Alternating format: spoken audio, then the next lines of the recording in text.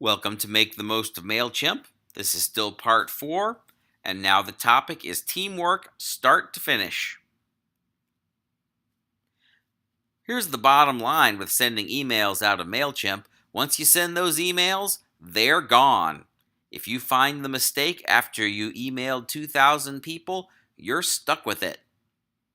And that's why when you're working in Mailchimp, getting ready to send emails to large lists, a lot of people will be getting in your business and paying closer attention to your work than you're used to. We recommend that you work with your team to prepare the emails over 4 different steps. There's the wombs, the draft and revisions, the due diligence and revisions, and the final. And we're going to quickly go over what that means here in this video.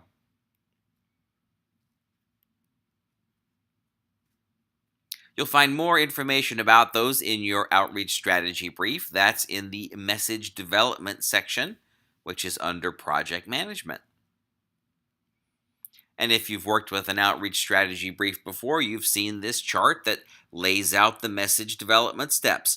Wombs, which is wireframes, outlines, mockups, briefs, and samples. Draft message and revisions. Due diligence and revisions. And final. What do those things mean in Mailchimp? What they all really mean is that teamwork before you log into Mailchimp is going to largely determine the success of the emails after you send them. So let's talk about the wireframes, outlines, mockups, briefs, and samples. These are the things that you might discuss with your committee before you even write the email. These are the things that you do to give your writers and your photographers and everybody who's helping you out their marching orders. Now, it might seem crazy to draw a wireframe or a mock-up of an email, but once you start working with a team of people, it's a really good idea. Sketch out the wireframe of the email and then another one of the landing page. Show what information is going to be in the email and what information is saved on the landing page. If you sketch it, you'll find that the people that you're working with are a lot less confused about what's going on, and it helps everybody focus. If you're a terrific writer, great, write the email yourself. But if you're not, prepare an outline of the email and have somebody who is a great writer prepare the email. It'll improve your open rate, click-through rate, and conversion rate if you have great writing. If your team is working off of an outreach strategy brief or some other kind of written plan, all of your teamwork will go smoother. And of course, the samples.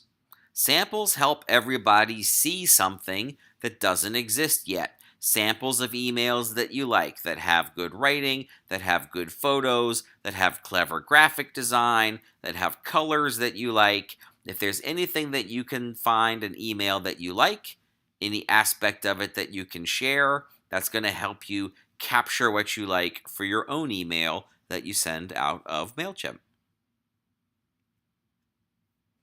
And that's why we have the email library that you looked at the beginning of this course. We have a collection of many, many thousands of emails free for you to search through for samples and inspiration.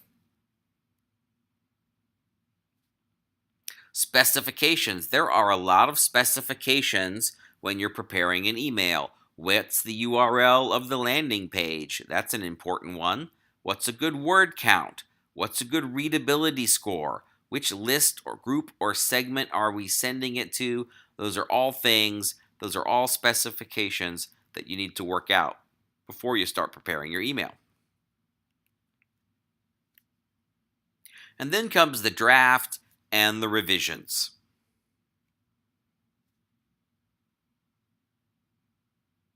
Your life will probably be easier if you have a couple of people review the draft email before you plug it into Mailchimp. It's easier to change the text in Microsoft Word than it is in Mailchimp. It's easier to find new pictures before you've gone to the trouble of putting the old ones in Mailchimp. Once your committee has reviewed the draft, then you take the text and the pictures and you plug them into Mailchimp, and now you're ready for your due diligence. Now you're ready for your due diligence.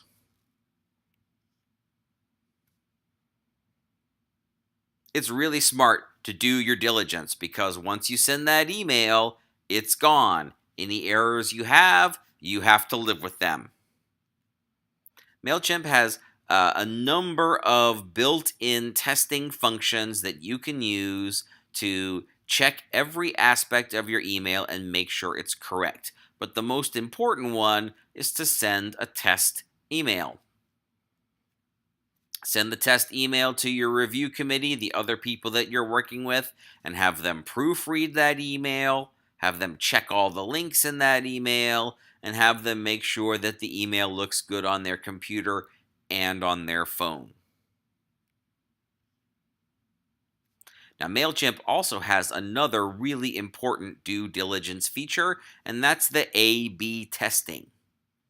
A/B testing brings the scientific method to your email outreach. Let's give you a real-life example. When you're creating an email in Mailchimp, you have that option. It's an A/B testing campaign, and you can use that option whenever you have 48 to 72 hours to work with. Now, as I was putting this course together, I went looking through my email inbox, and I found that I had emails from Barack Obama and Joan Jett.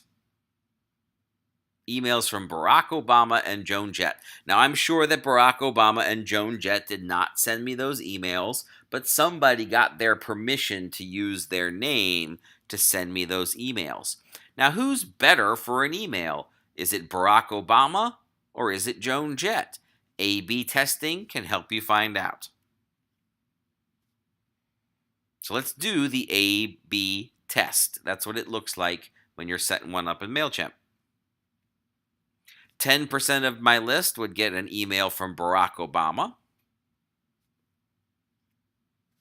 and another 10% would get an email from Joan Jett. And after 48 hours, whichever email worked the best, the remaining 80% of the list would get an email from them. That's an A/B test.